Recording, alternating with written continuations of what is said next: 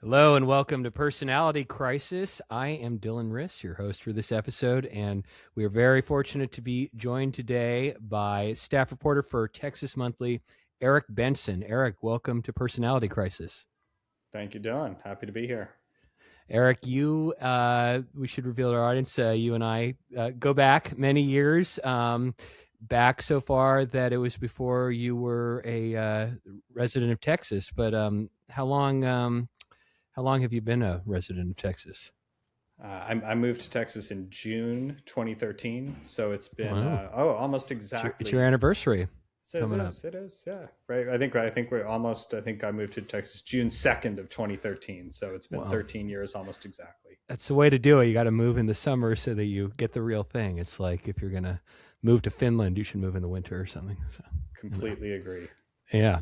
Well, and you've also you've lived in Austin and Dallas and reported all over the state. So you are a person who I think has really gotten a pulse of the state over the past decade plus, and it makes you an ideal reporter to talk to about um, the most exciting news coming out of Texas, other than the Spurs losing Game One, and that is that we have candidates for the Texas Senate race in November. It will be James Talarico on the Democratic side and Ken Paxton on the Republican side. Is this what you expected when the candidates were announced for the primary? Boy, if you had told this to me or I think anyone in the state 3 years ago, this would have seemed insane. Insane. Ken Paxton at the time had been impeached by the Texas House. He was facing a very, very credible chance of being convicted, actually, by the Senate. It seemed like the chickens had finally come home to roost, and James Talarico, I think, was in the legislature at that point, but was very young, fresh faced Austin legislator. I don't think it would have been. I don't think it would have been on anyone's bingo card, particularly Paxton Talarico.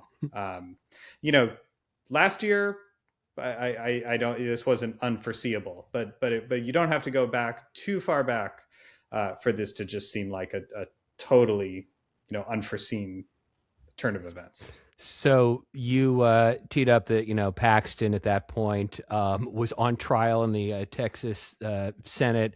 Can you just give us all a brief primer on what what he got in trouble for and how he got out of it? Well, I think we have to go a little even farther back because Please. Ken Paxton is a man who is constantly in trouble and has been for his entire political career, which began with his election to the Texas House of Representatives in 2002.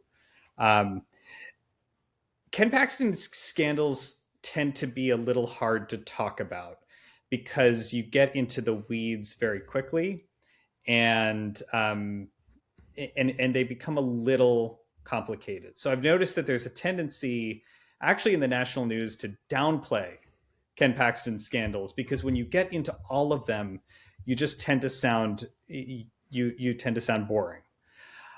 Let's just say Ken Paxton is a lawyer by training. He was a lawyer before he went into the state house. And Texas, a state legislator is a part-time job. So everyone who's a state legislator works as well as doing their state legislation work, and that's been true for, I think, for the history of the state. Once he became attorney general, of course, that's a full-time job. Although there's some question about how full-time it was for Ken Paxton, but um, he's basically been involved in a bunch of degrees of shady kind of financial scandals where he goes up to the line of ethical and indeed kind of criminal liability, and has never been convicted, but has crossed over certain lines. And so it starts with him as a lawyer, basically telling his clients that there's this really great company you need to invest in, or a really great firm where you need to put your money. And this is going back now 20 years, and his clients think that he's just kind of recommending this because he thinks it's a good idea as a lawyer. It turns out he's a kind of compensated rainmaker for these companies. So he gets into trouble for that, for being a investment advisor operating without a license, gets sued. That eventually this kind of behavior leads to an indictment, a criminal indictment on a number of felony charges when he is the sitting attorney general. And so that's like 2015. And there's some question of whether, at the time, it seems like his time as attorney general is going to be quite short. He is not the powers that be, who have just come into office themselves, Governor Greg Abbott, Lieutenant Governor Dan Patrick, all these people are still around, don't come to his defense. But he sticks it out, and he kind of has the Trump formula before Trump. He's shameless. He doesn't resign. He gunks up the courts with, he has powerful donors who come to his defense and also pay for him to, basically stall. And he is able to stall the courts out while he builds up support among the base. And it works for him. He gets reelected. And it's with the reelection that this trouble that leads to the impeachment starts. And it's a little similar in nature, but even bigger in that it's about doing favors for friends that go well beyond the line of ethical propriety. And there's a young kind of upstart real estate developer in Austin, a guy named Nate Paul, who's involved in a bunch of shady things. There are rumors that Nate Paul essentially is running a Ponzi scheme, but he's a donor to Ken Paxton. And the FBI raids Nate Paul's offices in Austin. And for some reason, Ken Paxton decides to really come to Nate Paul's defense. And he basically, according to his deputies, who are all kind of conservative Republicans who he handpicked, so this is not like a Democratic plot in the least, he basically deputizes the Texas Attorney General's office to do favors for Nate Paul and to try to get Nate Paul out of trouble. And so that behavior, which his deputies allege is very corrupt, they go to the FBI on him. Eventually it makes its way to the Texas House, which is a Republican majority House. And he's impeached by the Republican House majority, by friends of his, by, there's a congressman from the Dallas area named Jeff Leach who gets up at Paxton's impeachment trial and calls Paxton a brother in Christ, but he needs to, but he's done wrong and he needs to be impeached.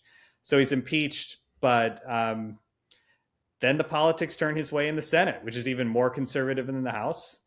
Paxton gets off, and the impeachment, much like Trump, but again, like Paxton in some ways like presages Trump in some of this, the impeachment and his acquittal is the best thing that happens to him because he becomes this great martyr for the conservative cause. So he's no longer just this kind of sleazy guy who's always been right up to the line of being convicted of something.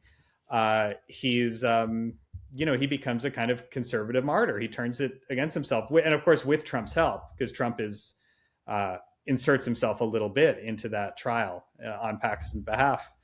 And Paxton comes out of his acquittal and basically starts making his way to challenge John Cornyn for a U.S. Senate seat. Yeah. And his acquittal in the Senate was mainly because he just shook the right hands and just sort of lobbied on a personal basis, or was there anything beyond that led the House to impeach but the Senate to acquit? There are a few things. One, the Senate had become and has become a kind of a more movement conservative body than the House.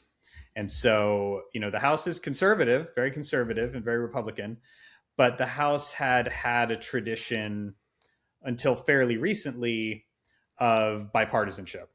The Speaker of the House, for kind of the powerful Speaker of the House through the 2010s, was a guy named Joe Strauss, who was a San Antonio Republican who was a moderate. Like maybe it's been said, I mean, maybe he's revealed it. It would surprise me if Joe Strauss didn't vote for Joe Biden in the Right. presidential elections. He was a pretty singular figure, though, right, in terms of the House's identity, or is it really also just who was getting elected? I mean, they had gone back. The Texas House, was dominated by Democrats, obviously, for a long time past the point when Texas was a solidly red state. Mm-hmm. And so there was this tradition of kind of bipartisanship, Democrats, Republican speakers naming Democrats chairs of committees, that kind of thing. That until fairly recently, that kind of kept up. And the Senate became just a more hardcore conservative body, and the lieutenant governor, who's the head of the Senate, this guy Dan Patrick, is a former shock jock from Houston, and he's a movement conservative. So it's partially that politics, and then it's partially the power of some really big donors in Texas who have kind of helped turn the state increasingly conservative, and they spent a lot of money on the Senate to try to get Ken Paxton acquitted.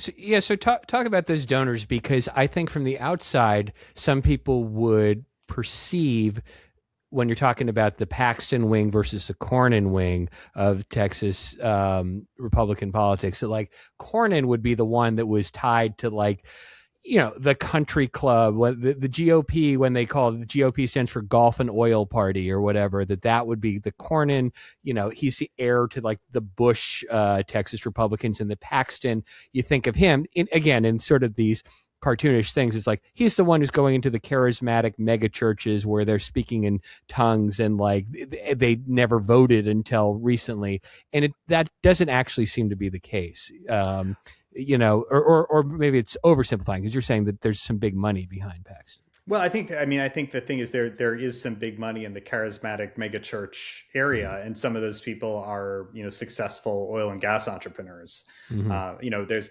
the guy who has been Ken Paxton's really kind of the kingmaker behind Ken Paxton is a guy named Tim Dunn, and Tim Dunn is this an oil man from Midland, very conservative Christian, kind of Christian nationalist oil man. He and Joe Strauss really butted heads. Joe Strauss is Jewish. There was a whole kind of thing about, a meeting in which Tim Dunn said he thought, the speaker really ought to be a Christian. Mm-hmm. It was something to that extent. So Tim Dunn was a very powerful force in making Paxton's career. When Paxton was originally in that trouble for some of his shady conduct as a lawyer, Tim Dunn not only contributed money to Ken Paxton's campaigns, but wrote kind of really strong op-eds saying, Ken Paxton is, it's a witch hunt. This is all a witch hunt. And he's someone who has kind of built up a real political machine in the Republican Party by primarying more moderate members and installing kind of ideological brothers of his who are beholden to him and his money.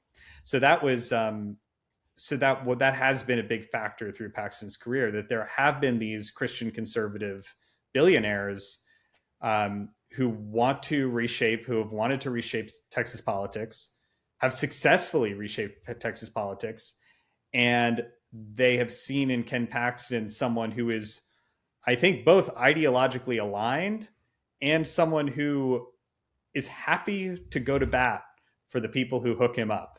And that has been, there haven't been a ton of instances of this, but there were a few things where Dunn's kind of political machine was running afoul of the Texas Election Commission, and Paxton through his office sort of made sure that progressed very slowly. Mm. So he is someone who I think they made, they've been donating, Dunn. There are a few of these kind of characters, but we can just use Dunn sort of as, because he has been donating to Paxton since the beginning. He's really helped his career, and Paxton has been a vehicle through which the party has increasingly come to resemble what Tim Dunn wants. Now, that's changed a little in the Senate race, which we can talk about, because Tim Dunn was not involved in the primary, which was very interesting. But John Cornyn still raised a lot more money than Ken Paxton. Mm-hmm. John Cornyn still does have the country club, or he did, Yeah. until a few weeks ago. But there's enough money on Ken Paxton's behalf that they can really swamp things if they want to.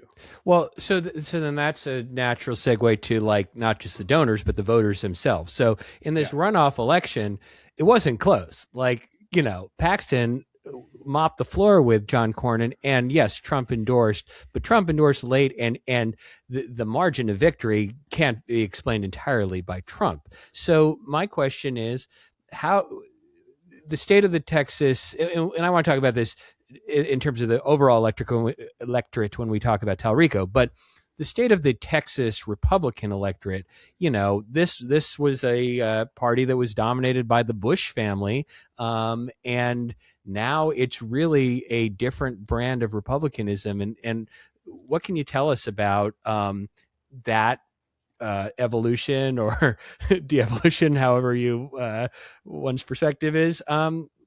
Yeah, tell us about that shift, and who are these Paxton voters? Yeah, I mean, they're at this point they're the base of the Republican Party, but of course, kind of everywhere, right? I don't Yeah, think I'm not sure there's a state where the Republican Party is more moderate now than it was 25 years ago. yeah, Um, so it's Texas is part of a national trend. I mean, thinking about kind of why Cornyn lost by what he did, I think is it like a good place to maybe to start and unpack some of this. So, I started following this race last summer, and everyone said the same thing, which was if this race goes to a runoff, Ken Paxton is going to win the race because the more conservative, the more kind of base friendly candidate in Republican runoffs always wins and wins. This has happened to Paxton. In fact, Paxton went to a runoff the first time he ran for attorney general. Actually, he went to a runoff the second time he ran for attorney general as well against George P. Bush, friend of the podcast. yeah.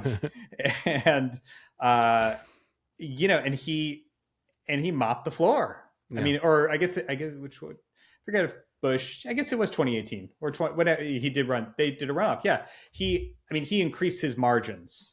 Between the regular primary and the runoff. So why has the Texas Republican Party gotten more conservative?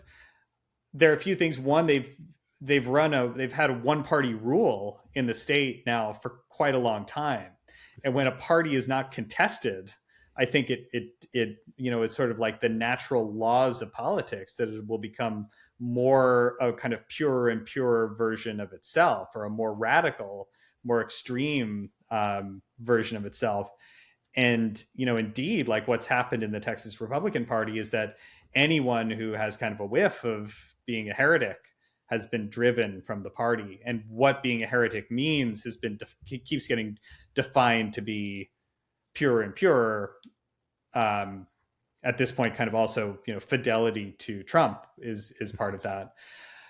And so the fact that there are no contested general elections that the party is worried about means that the party can just, let its freak flag fly. I mean, they can be, they can decide they want to be the most Republican, and they're not worried that someone's going to lose in the general election. And and then the other thing is, look, the primary process itself. I mean, how many there are a lot of Republicans in Texas. There are many fewer Republicans that will vote in a midterm primary, and there are way fewer than that who will vote in a midterm primary runoff. And so you just draw down increasing levels of political plugged inness, and in the Republican Party, that tends to mean the more extreme voices are win out nearly every time.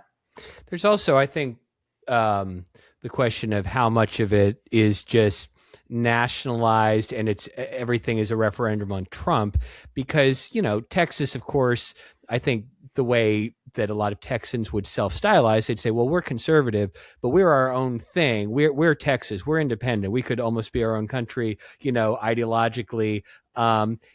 But is that really true? Is there still that sort of, Lone Star mentality, or is Texas like the other 49 states in that it's just, Trump has just sort of superseded so much of the local character. That. Yeah. Yeah. Yeah. I mean, I think that, Trump has been very, very popular among the Yeah. Republican Party in Texas. And so I don't think there's any appetite for a Republican who stands up to Trump. And indeed, in this election cycle, you've seen, anyone who has a whiff of standing up to Trump. I mean, we're not talking about, Thomas Massey. Yeah. We're talking about Chip Roy, Dan Crenshaw, John Cornyn, all hardcore conservative Republicans Yeah. have lost primaries because they have a history of not checking every single Trump box. Right. Yeah, they could check 98 or 99%. Yeah, I think Cornyn was boasting he voted with Trump 98% of the time. Yeah, I mean, that's such a kind of bullshit statistic. I mean, Susan Collins votes with Trump 95% of the time. Yeah, that's so true. I mean, some of this. But on symbolic votes that are already decided, she'll vote with Democrats. So, which is not. I mean, because of course these are. It's like 85% of the votes are approving some statue being named in a state park in Idaho. Or sure, so that's true. So it's all these statistics tend to be kind of meaningless. But I mean, look, he has done. There's no vote that John Cornyn has taken while Trump has been president that has been sticking his finger in the eye of Trump. No, he hasn't derailed his thing at all. Except, I mean, with the exception, I would say, of he voted to certify the results of the 2020 election, right? Which Ted Cruz did not. Right. So that's sort of a look at the Republican side. Let's look at the Democratic side, and I think it's important, to note that Texas is a very large state. It's the second most populous state, and there are a lot of Democrats who live in Texas because there's just a lot of people who live in Texas. Texas has, I think that, again, when someone from the outside thinks of Texas, they might think of, someone running a oil rig in Midland, but Texas has, I think, 5 of the biggest cities in the country, and they all have sprawling suburbs, and there's a lot to Texas, and sort of a wide-ranging electorate. So I'd love to hear your assessment of the state of Texas Democrats vis-a-vis James Talarico and the candidate that he beat, Jasmine Crockett, as well as others who, dip their toes in, like Colin Allred or, anyone else who's prominent in Texas Democratic politics.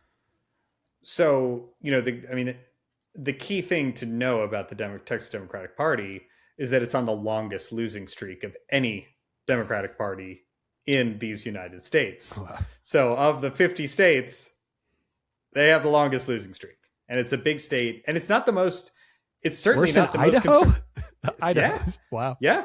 It's certainly not the most conservative state. Not even close. I mean, there are, in fact, the Texas cities have become more liberal. Dallas, Houston, Austin, El Paso, San Antonio. These are all consistent. These cities all vote for Democrats. Yeah. For statewide office, for the presidency, and even some of the suburbs have become more Democratic. I mean, the Dallas suburbs, which is where Ken Paxton is from, were traditionally like some of the most conservative places in the state, if not the country. And that's been, that's no longer totally true. But so they're on this really long losing streak, right? I mean, and in 1998, they won. Oh, what was it? I mean, this is actually 98 was when John Cornyn became Attorney General. He defeated a Democrat. But did they even win in 98, 94? I mean, there's not been, the last governor to be elected who was a Democrat was Ann Richards, and she won in 90, right? 90, yeah, and then was defeated by George W. Bush in 94. Yeah. The last Democrat elected to Senate in Texas was Senator Lloyd Lloyd Benson, Benson, yeah. who's probably been dead for 25 years at least. He's got that quote, "Senator, you're no Jack That's Kennedy." right. That's right. His ill-fated vice presidential run. So they're on this losing streak, and they have never they're ever since they got on the losing streak, there have been these hopes of comebacks, and they have all failed until recently quite spectacularly. So you go back to 2002, there was the quote dream team of Democratic candidates led by a South Texas billionaire Tony Sanchez, and they lost badly. Right when I moved to the state in 2013, that was when State Senator Wendy Davis ran for governor in 2014, and the Castro brothers in San Antonio were kind of all the rage. All of those campaigns failed. 2018 was the closest anyone's gotten, and that was when Beto O'Rourke ran this Senate campaign against Ted Cruz, really worked his butt off, had a very favorable national climate, and came within less than 3 percentage points of beating Ted Cruz. But he still lost, and as you know, for losing in a close race or being blown out, you get the same thing, which is you get to go home and write a book. That's right. Start a podcast. Write a book. That's your prize. And so, they haven't figured it out. Like they have, there was this idea for a long time, the kind of mantra of the Texas Democratic Party, which Beto was, and maybe to some extent still is, very fond of, but certainly was back then, was Texas is not a red state or a blue state, it's a non-voting state.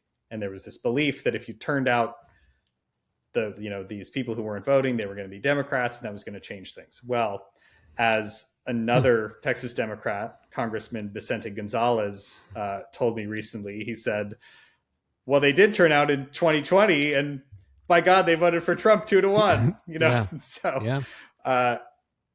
Certainly in his district, and he's, represents, heavily Latino district in South Texas. 24. Yeah. And so, and so it's, how do you crack this? Who's who's the candidate who can do it? What's the approach? And they have tried lots of different kinds of people, and they haven't gotten there.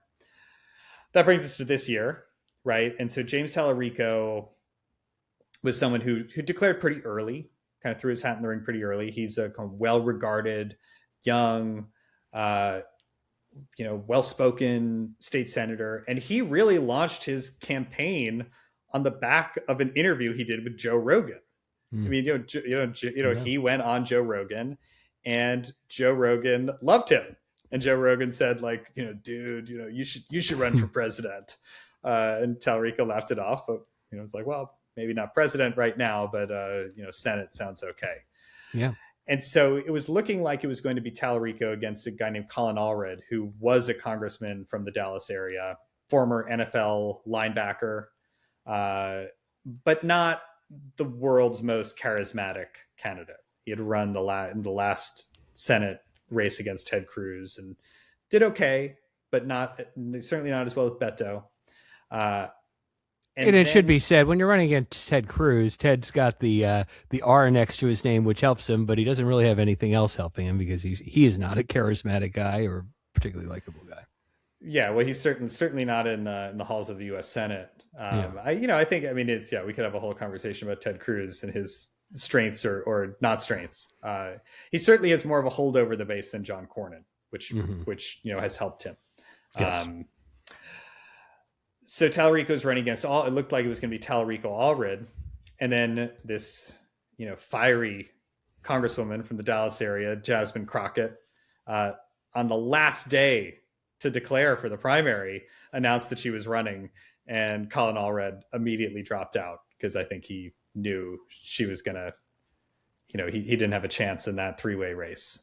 And then it was Talarico against Crockett, and that race, Cornyn Paxton was a clear, if not ideological, kind of election. it was election between two different kinds of Republican ways of being a Republican and two different ways of doing politics charitably. Talarico Crockett was similar in that Talarico's brand was as a kind of reach across the aisle. He's a seminarian. He's very kind of religious. He's very kind of squeaky clean. I don't think Crockett is not. There's no scandal with Crockett, but she's very brash. She's very aggressive in her language. She's kind of all over social media. He is too, but in different ways. And so it kind of became a bit of a referendum between, do we win by through confrontation, or do we win by kind of the olive branch? And Talarico, there was real uncertainty about who was going to win that primary. There was certainty, I think, or pretty close to certainty, it was not going to go to a runoff because there were only two of them, unlike on the Republican side. But there was real uncertainty about who was going to win. She was actually polling ahead. He was bringing in more money. He ended up winning the race pretty easily, I think by 5 or so percentage points. Yeah. Yeah. And they both, as you said, it was not, didn't seem to be many policy differences at all, but she, campaign wise, seemed to be much more of a base mobilization. And he was, as you say, like trying to pick off some swing voters. And this leads to questions about the overall electorate in Texas, because Texas is really a very diverse state in terms of many things. It's, well, first of all, in terms of race, it's worth saying that, like, Crockett is a black woman from the city of Dallas.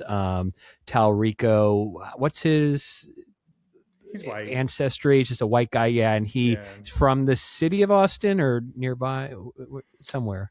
He's probably kind of north Austin. I forget exactly, because I know his story a little less well. I forget where he grew up. But I think in that area. But right around there. Yeah. And then again, as we said, Texas has some very large cities. It's got sort of, again, in terms of race and ethnicity, it's got a lot of white people, a lot of black people, a lot of, Latino people, some of whom, were, Mexico back when that area was Mexico. A lot of Asian immigrants, there's sort of a little of everything in Texas.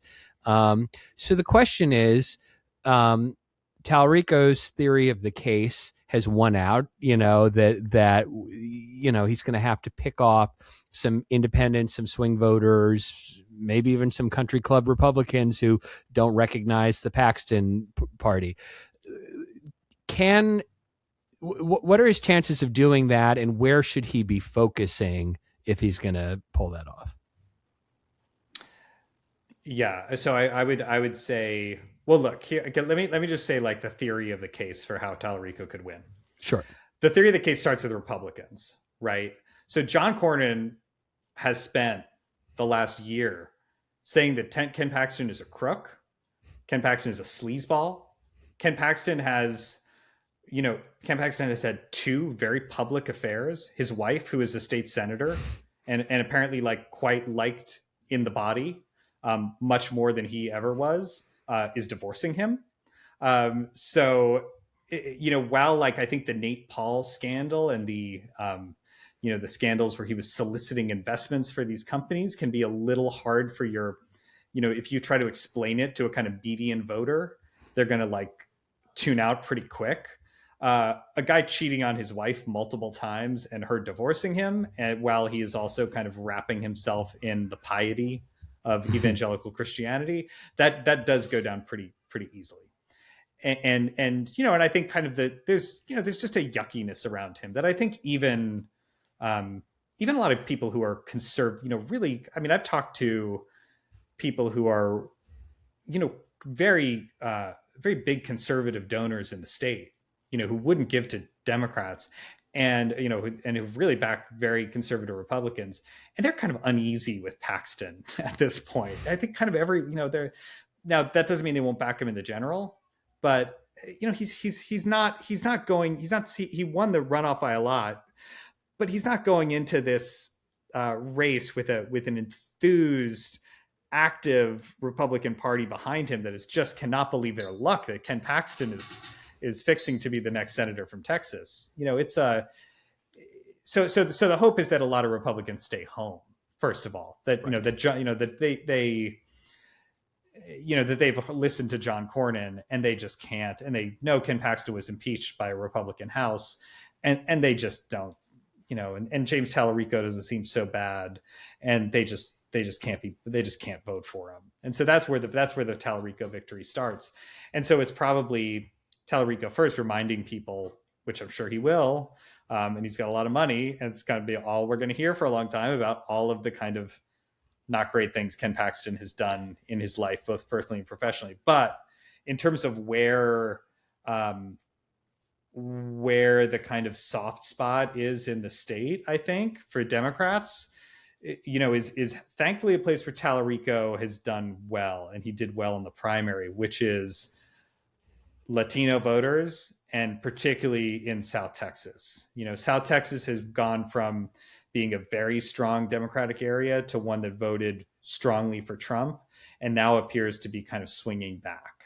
And so if Talarico can go and run up big margins in South Texas against Paxton, that's good. And then he's, of course, got, and then he kind of has to do the Beto plan, which is like mobilize in the cities big time and try to minimize his losses everywhere else. So it's he's got to work, because there are more Republicans in the states than Democrats, and if everyone comes out to vote, he's going to lose. And so he has to have a very favorable climate on his side, and he's got some of the soft Republicans of the Trump era who came over to Trump.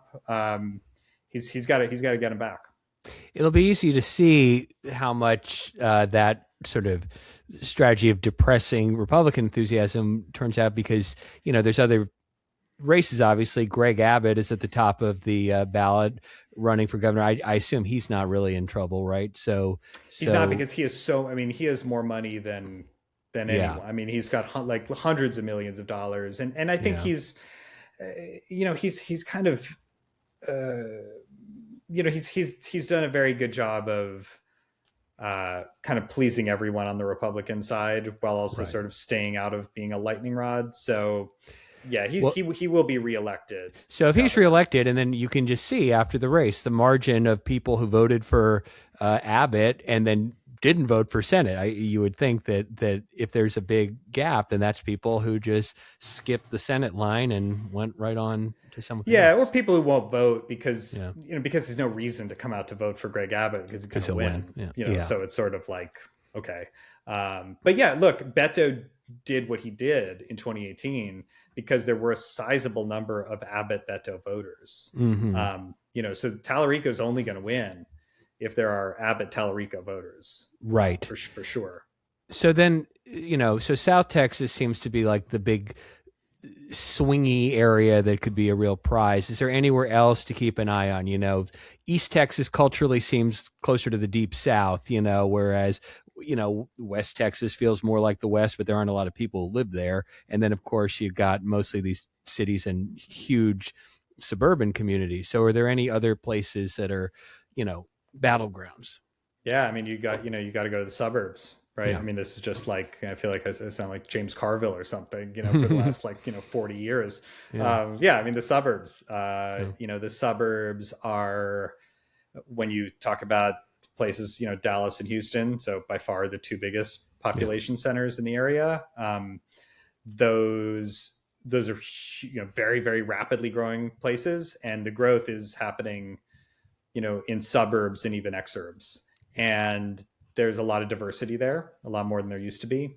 And that, that's where you can make some headway. I mean, if you want to talk about the possibilities, you look at the very surprising special election result from earlier this year, where a Tarrant County state Senate seat, which had been a very conservative state Senate seat, the state senator there was appointed to a statewide office, and there was a runoff. There was a special election, and a Democrat won the election.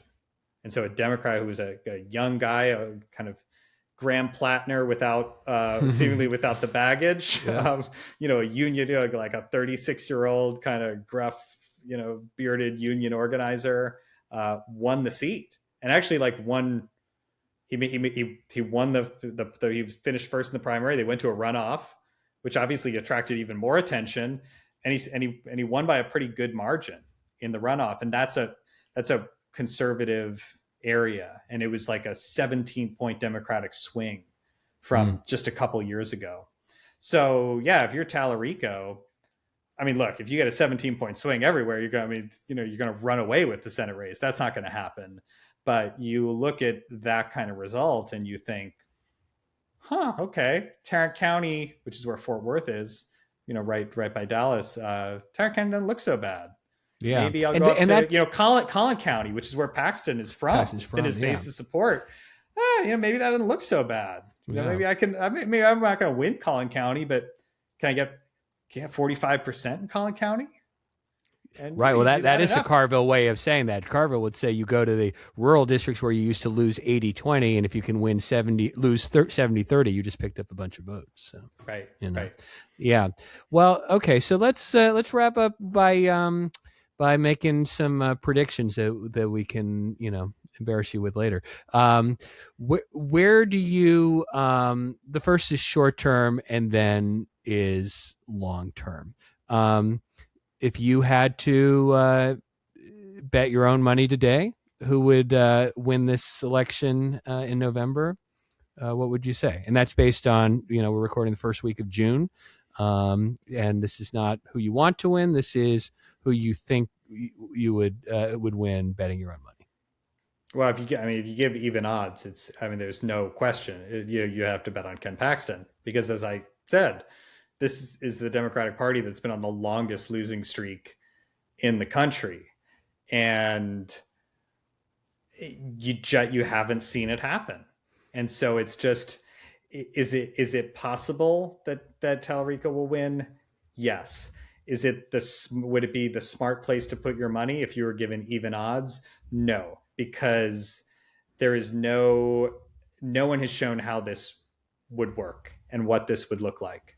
And we have theories about what it might look like, but we haven't seen it yet. And Ken Paxton, all of that baggage, this is a man who has won, let's see, 1, 2, 3. He's won 3 statewide races, and he's just won statewide in a Senate primary. So he's been on the ballot before many times, and he's always won. Mm-hmm. So that's where I would put my money, but I wouldn't put a lot. I wouldn't put a lot on it. Yeah. Okay. So that's your short-term prediction as of June, or first week of June. Now here's the long-term prediction. This seat will be up again in 2032, by which point also the Ted Cruz seat will have already been up again. So on the inauguration day of January 1st, 2033, who will be the two people? I'm going to have you not just name the party. Who are the two members representing Texas in the U.S. Senate? Neither Ted Cruz nor Ken Paxton.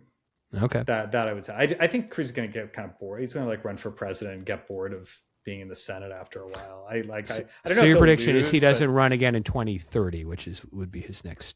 That would be my prediction. Okay. So not Ted Cruz. Run. And I think Ken Paxton is. If he wins, he's going to win re-election to the U.S. Senate. Ken Paxton at 70 years old. Boy, it's just hard to, So so the answer is but who takes those seats? I got no idea. Yeah. Look. Could you predict party? Could you say one of each? Still 2 Republicans, 2 Democrats? I have no idea. I look, at some point you got to imagine there's going to be a Democrat who breaks through. So I'll go for 1 and 1. Okay. 2033. All when right. president, who's going to be president in 2033. Yeah, that's it. Uh, President Carlson. it's gonna be someone who's like, and Vice President Orban. Yeah, it's gonna be the guy who directed the back rooms. Yeah. I like that. An outsider. Yeah, right.